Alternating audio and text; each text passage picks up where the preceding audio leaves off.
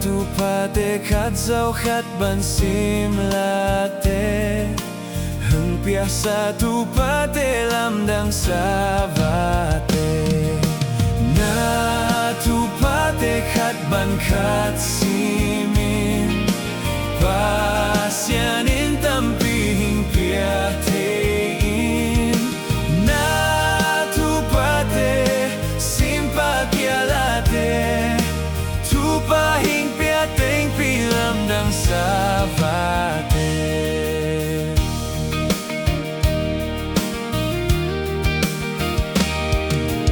lungkam na van gibangin na pongai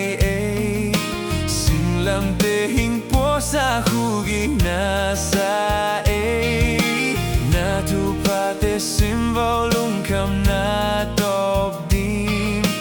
tua zo chang ni sialin la na sa di na tu pate khat ban khat simin pasianin tampi hing piatein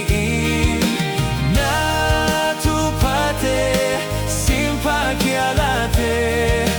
tu pa hing piateng pilam dang savate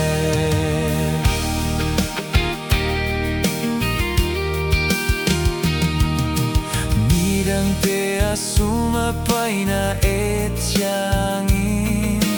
Jesu kunga nangading sungai sunin na tu pate simla tele so hilo nangading vanin pisong lay so hilo na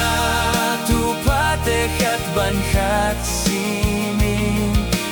pasianin tampi hing piatein na tu pate simpakialate tu pa hing piateng pilam dang savate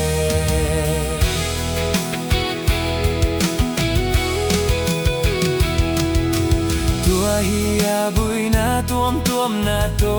changin ama kung pananga tu pate simin na tu pate simin van mi kending hi khol zing top dong hing hu hing pan pi ding hi na tu pate khat ban khat simin pasianin tampi hing piatein na tu pate simpakialate